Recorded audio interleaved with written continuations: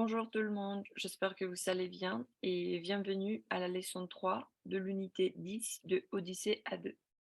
Dans cette leçon, nous allons réviser l'opposition pour avertir, pour mettre en garde et pour exprimer la cause et la conséquence. On va commencer avec l'opposition entre la ville et la campagne. Quelles sont les oppositions entre la ville et la campagne?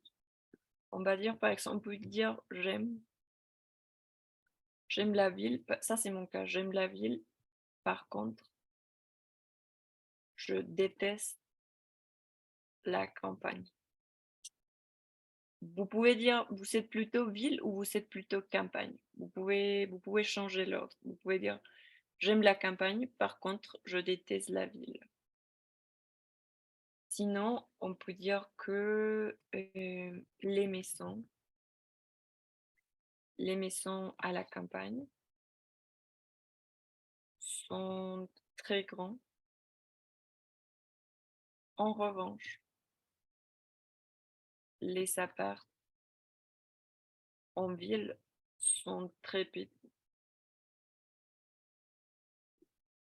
Donc, je vais utiliser par contre ou en revanche pour exprimer une position. Je peux dire aussi que les gens en ville sont plutôt stressés,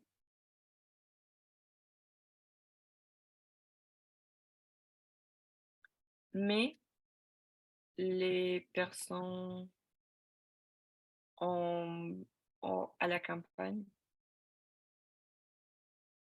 sont plus calmes. Donc, les gens en ville sont plutôt stressés, mais les personnes à la campagne sont plus calmes. Je peux aussi utiliser mais. Par contre, en revanche, aimer. On va voir comment les utiliser. Alors, on va dire que pour opposer deux situations qui sont différentes, on peut utiliser mais, en revanche et par contre. Ici, il y a quelques exemples. Il passait beaucoup de temps dans ses du travail. En revanche, il n'avait pas de temps pour sa famille.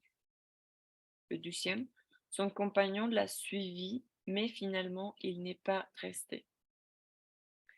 Les troisièmes, les paysages de la Bretagne sont magnifiques. Par contre, il pleut trop pour moi. On va utiliser en revanche, par contre, et oui, ce sont des synonymes. En revanche et par contre sont synonymes. Mais on va utiliser en revanche et quand c'est une situation plutôt à l'écrit. C'est parce que c'est plus formel, c'est comme plus élégant. Si on utilise en revanche, c'est plus élégant, plus formel. Mais si on utilise par contre, ça s'utilise à l'oral seulement et on le fait, c'est plutôt langage familier. On le fait avec les amis, on le fait avec la famille, des personnes et proches. C'est langage familier par contre. Aimer, c'est plus neutre. On va l'utiliser à l'écrit et à l'oral. On va dire la maison n'est pas nouvelle, mais elle est confortable. Florence connaissait la ville de Nantes. En revanche, elle n'avait jamais allé dans le village autour. Elle n'était jamais allée dans le village autour. J'aime beaucoup ces miroirs, par contre, il est beaucoup trop cher. Donc voilà, c'est fini pour aujourd'hui. Je vous invite maintenant à pratiquer en revanche et par contre mais sur le cahier d'activités et sur la banque de grammaire. N'oubliez pas de vérifier vos paces pour vérifier quelles sont les activités à faire. Et on se voit à la prochaine. Merci.